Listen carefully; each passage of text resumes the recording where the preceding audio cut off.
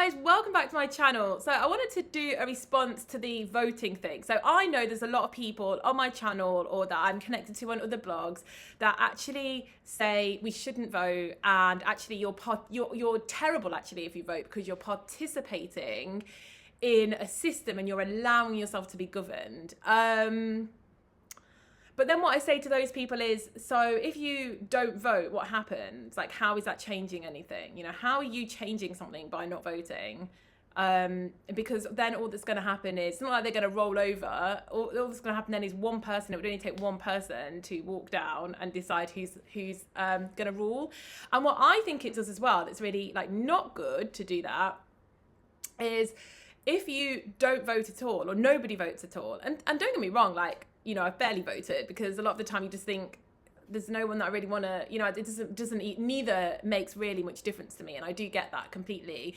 But I think we're kind of coming to a different time of the world now, to where it's starting to get a little bit more important, because we have smaller parties, right, that are raising, and I don't know, things have sped up a bit and agendas have sped up a bit, and I think, or maybe we're just more aware of them, I don't know, but I feel like there's more at stake now, and more people are interested in politics now. Like when I was younger, no one was really interested. You never fell out over politics. You didn't even really know how people thought politically. You know, if I go back to even 2015, I can't remember ever talking about politics. I can't remember ever thinking about it really beyond the very basics. And I certainly didn't fall out with anybody because we wanted different people. It's just different times. And I think maybe it's because we can feel things speeding up and people suddenly are like, oh, actually, I feel like I need to maybe look at this or do something about this.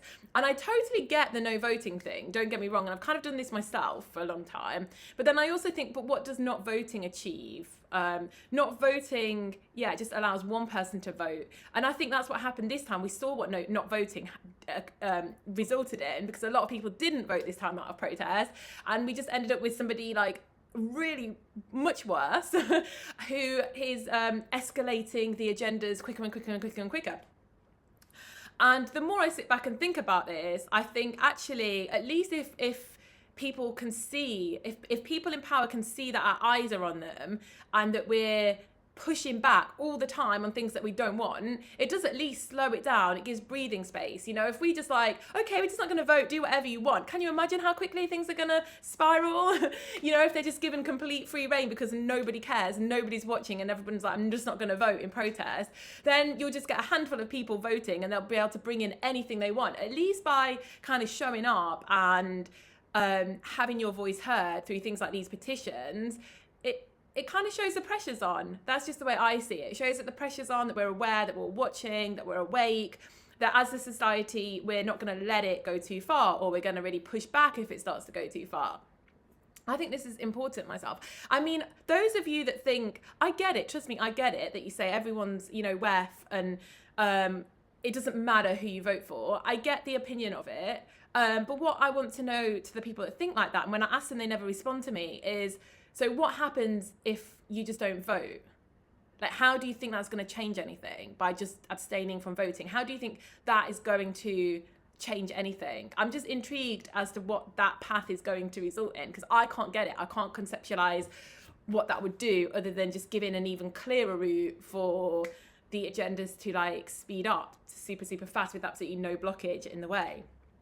To me, I don't know, it just makes more common sense to maybe think about finding smaller parties and that we align with and try and get behind them. And maybe they are part of the agenda too. But if we're constantly replacing people and we're constantly pushing back, it still slows everything down and it lets them know, oh, well, they do actually really care and they're only going to let it go so far. So we can, you know, I feel like these things, it's sort of, they put their foot in the water and see how much pushback there is from it, right? And sometimes it's like, oh, there's too much, so we better back up a bit. And sometimes it's like, oh, free run, we can go. And I think that by putting the pressure on, then they dip the toe in and they're like, oh, they're not ready for this. We have to like go back a bit. And I think it's important to keep doing that myself.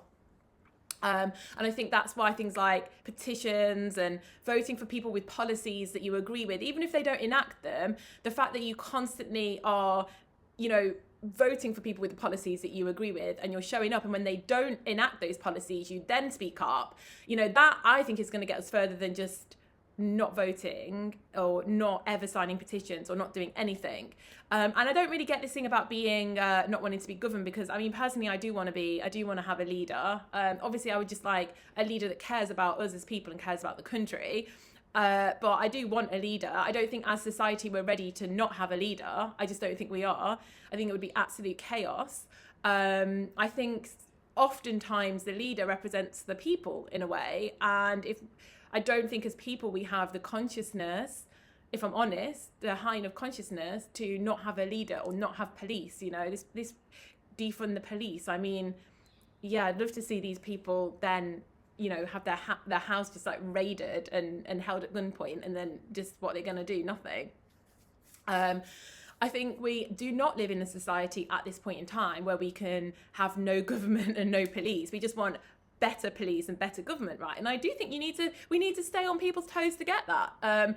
Not just, you know, however you do that, whether it's energetically manifesting by going out and voting, by protesting, by signing petitions. This all keeps the pressure on. I don't really understand what just being like, well, they're both as bad as each other, so I'm just not going to vote at all in protest. What is it achieving? I don't get it. I would like you to explain in the comments what that would achieve, because I'm having difficulty seeing what that would achieve.